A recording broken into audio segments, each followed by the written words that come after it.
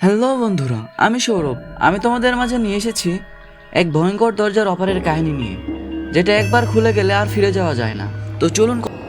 গল্প শুরু হয়, আমরা দেখতে পাই আমাদের মেন ক্যারেক্টারের গত 1 বছরের স্মৃতি ডিলিট করে দেয়, যাতে সে আর কোনো দিন ওই রেড ডোর বা লাল দরজার সেই শয়তানের কথা আর মনে করতে না পারলাম তাকে শ্রদ্ধা জানাতে। এটা বলে সে ওখান থেকে সে কার নিয়ে চলে যায়। এরপরের সিনে আমরা জসকে কারের ভিতরে দেখতে পাই, যেখানে সে ডাল্টনকে অফার দেয় সে তার কলেজ পর্যন্ত পৌঁছে দেবে। এখানে ডাল্টন রাজি হয়ে যায়। এটা দেখে জস অনেক খুশি হয়ে যায়। এরপর জস তার ফোনে ডাল্টনের ছোটবেলার ভিডিও দেখতে থাকে, কিন্তু এই পয়েন্টে আমরা দেখতে পাই গাড়ির পিছনে একটি আজব আকৃতির একটা কিছু তার দিকে এগিয়ে আসছে, যা ধীরে ধীরে তার দিকে এগিয়ে আসতেছে। কিন্তু জস তাকে সে এই দরজার কথা সে বুঝতে পারে না। পরের সিনে আমরা জসকে দেখি ডক্টরের কাছে যেতে।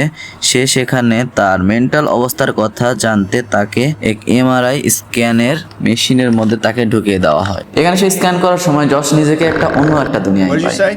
আমরা দেখি জস স্ক্যানার মেশিনটাকে সে লাল রঙের দিয়ে সাজায়। ডাল্টন ওই ছবি তার সামনে দেয়ালে টাঙায় এবং সে খুব মনোযোগ দিয়ে সেই ছবিটাকে দেখতে থাকে।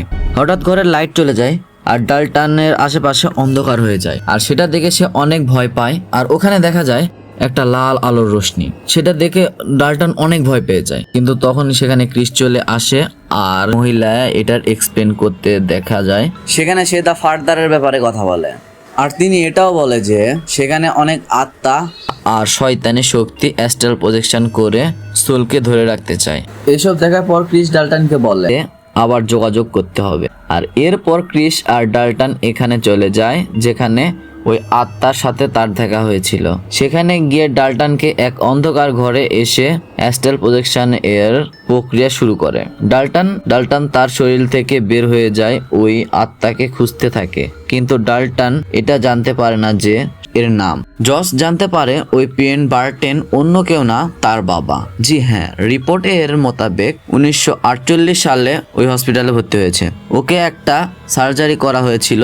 ওটার পর একদিন সে ছাদ থেকে লাফ দিয়ে মারা যায়। মারা যাওয়ার আগে সে একটা নোট লিখে রেখে গিয়েছিল। ওখানে লেখা ছিল ইট উইন উইথ মি। জস এর বাবার ব্যাপারে এত কিছু জানার পর সে আরো কনফিউশনে পড়ে যায়।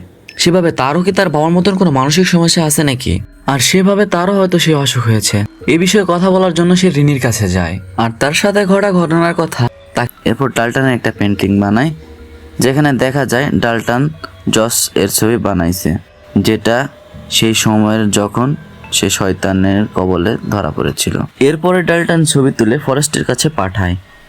এরপর জিজ্ঞাসা করে দ্য রেড ডোর কি।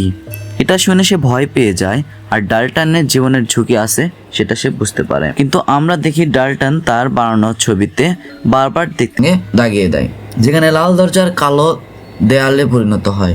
জসকে অবশেষে দেখতে পাই সে তার বাবার ছবি দেখতেছিল আর জস এর বাবা তার কাছে চলে আসে। একটা সাদা আলো সে বদলে যায়, যার সাহায্যে সে তার ছেলের 2বার জীবন বাঁচাইছে।